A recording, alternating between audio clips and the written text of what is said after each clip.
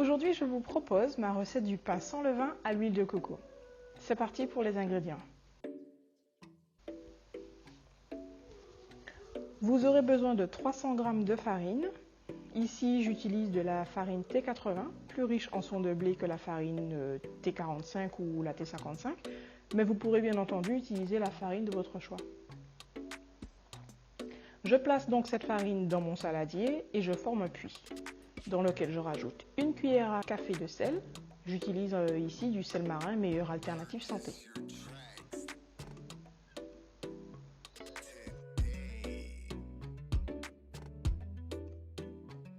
Je rajoute ensuite 2 cuillères à soupe de sucre de canne.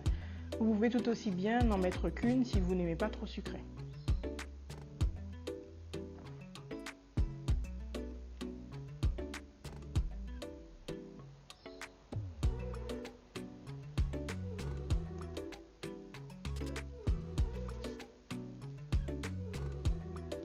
Je prépare ensuite ma quantité d'huile de coco. Donc pour cette recette, je mets 2 cuillères à soupe que je réserve et que je rajouterai une fois que mes ingrédients secs seront mélangés.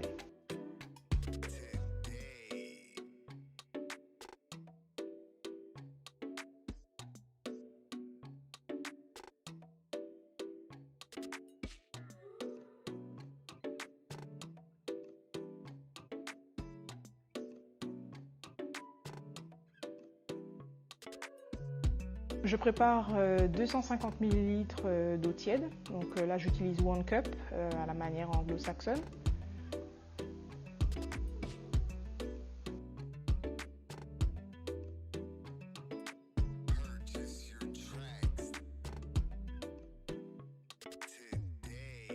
Je vous conseille de verser votre eau petit à petit pour voir la consistance de votre pâte. Parce qu'en fonction du type de farine que vous utiliserez, votre pâte sera plus ou moins souple ou plus ou moins dense. Donc je rajoute mon eau tiède à mes ingrédients secs en attente et je remue le tout tranquillement.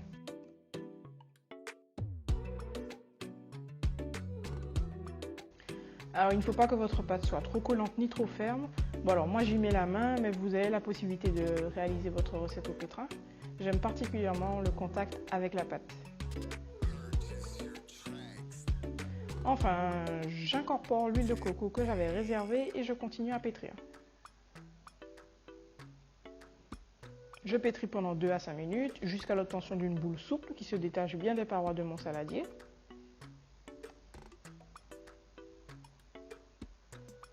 Alors vous avez la possibilité de passer directement au façonnage ou comme moi laisser reposer 10 à 15 minutes. En laissant reposer, votre pâte sera un peu plus souple, la différence se fera ressentir à la dégustation. Pendant ce temps, et juste avant la cuisson, je prépare un récipient disposant d'un couvercle dans lequel je mets du papier essuie-tout. Il me servira à garder mes pains dans un environnement chaud et humide, mais vous pouvez remplacer l'essuie-tout par un torchon propre.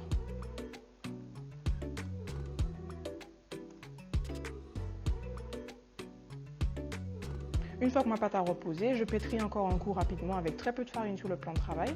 Donc très peu pourquoi? Parce qu'en fait on ne veut pas que la pâte colle au plan de travail tout simplement. Je passe ensuite au façonnage des pains.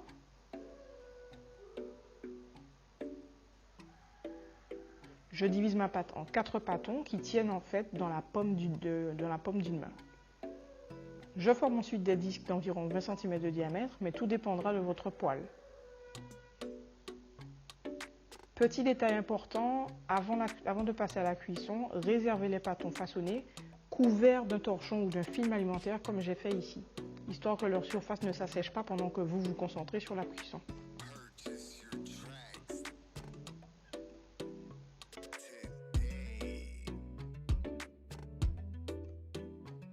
Alors là, je lubrifie ma poêle avec un peu d'huile de coco au préalable et c'est parti pour la cuisson. J'utilise ici une poêle en fonte, mais vous pouvez utiliser une bonne poêle en inox.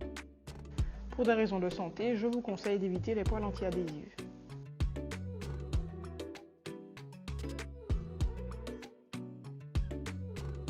Je disperse ma pâte sur ma poêle et je laisse cuire 2 à 3 minutes de chaque côté, tout dépendra de l'intensité de votre flamme. Là ici, je suis sur un feu moyen. À cette étape, il faudra faire preuve de patience parce que l'idée c'est de parcourir la pâte en exerçant une certaine pression sur toute la surface, surtout sur les bords qui sont généralement plus épais et ça vous permet de favoriser l'apparition de bulles d'air. Ces bulles d'air permettent finalement l'aération de la pâte et donc une meilleure cuisson à l'intérieur. Vous obtiendrez des pains plus aérés, légers et non pâteux et donc plus agréables en bouche. Vous répétez ce geste des deux côtés.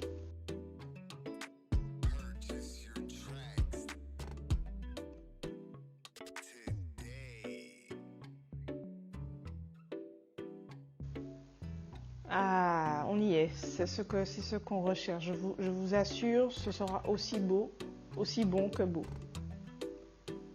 L'apparition des bulles d'air est pour moi une forme de récompense. Un maximum de bulles d'air, maximum de réussite. Bon, après, d'un pain à l'autre, vous pourrez obtenir des résultats plus ou moins différents.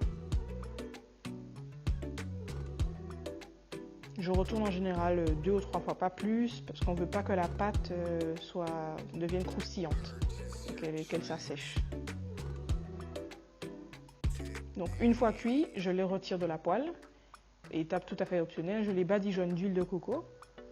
Vous pouvez mettre du beurre, du ghee ou encore de l'huile d'olive en fonction de vos goûts. Ensuite, je les plie en deux ou je les découpe avec un rouleau à pizza et je les réserve dans le récipient douillet que j'avais préparé au préalable.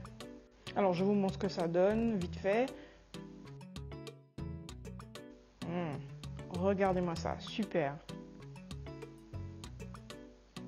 Elle se détache bien.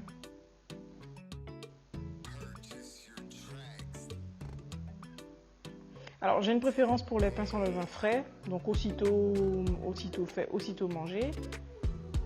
L'expérience m'a montré qu'ils sont encore acceptables le lendemain matin, chauffés rapidement sur les deux faces dans une poêle couverte et légèrement humidifiée.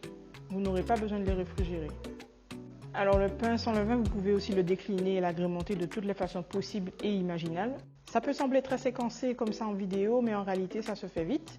Et avec de l'entraînement, j'en suis sûre, vous deviendrez des pros du pain sans levain. Voilà, ce sera tout pour aujourd'hui. En attendant, je vous souhaite de bons préparatifs et vous dis à bientôt.